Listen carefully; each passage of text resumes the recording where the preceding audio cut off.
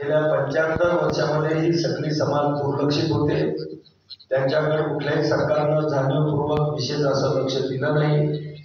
पण जवळपास आपल्या या महायुतीच्या सरकारने एकनाथराव शिंदे साहेब असतील, देवेंद्रजी फडणवीस साहेब असतील, अजितदादा असतील, या महायुतीच्या सरकारनं जवळपास नवीन 17 आर्थिक विकास महामंडळाची स्थापना करून या लहान लहान समाज घटकांना सुद्धा न्याय देण्याचं काम, समाजाच्या मुख्य प्रवाहामध्ये आणण्याचं काम त्यांनी केलं।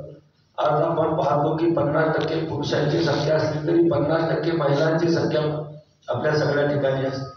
पण या महिला संपूर्णपणे मागच्या कालावधीमध्ये दुर्लक्षित होत्या आणि म्हणून आपल्या देशाचे पंतप्रधान आदरणीय नरेंद्र मोदी साहेबांनी जी घोषणा केली होती की महिलांचं सक्षमीकरण, आणि त्या सक्षमीकरणाच्या माध्यमातून महाराष्ट्राच्या या महायुती सरकारनं महिलांसाठी अनेक चांगल्या योजना आणल्या की ज्याच्यामध्ये मुख्यमंत्री माझी लाडकी बहीण योजना असेल, एसटी मधलं अर्ध तिकीट असेल, त्या ठिकाणी 3 गॅस सिलेंडर मोफत देण्याचा असेल, आमच्या ज्या काही मुली उच्च शिक्षणाला जाऊ इच्छितात पण आर्थिक अडचणीमुळं त्यांना उच्च शिक्षण त्या ठिकाणी घेता येत नाही, म्हणून मुलींचं मोफत शिक्षण असेल।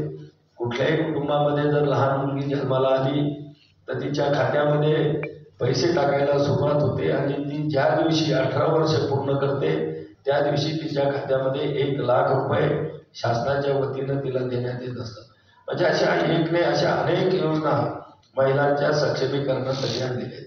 विशेष म्हणजे तुम्ही पाहत असाल की बचत गटामध्ये आपल्या जिल्ह्यामध्ये जवळपास 30,000 महिलांचे बचत गट आहेत। 3 लाख महिला याच्याशी जोडल्या गेलेल्या आहेत।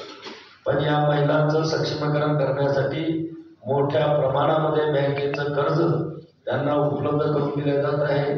त्यांनी निर्मित केलेला माल विक्री करण्यासाठी आपण सगळ्या मोठमोठ्या शहरात अगदी मोक्याच्या ठिकाणी त्यांना शॉप बांधून दिलेले आहे, दुकानं आहे, तिथं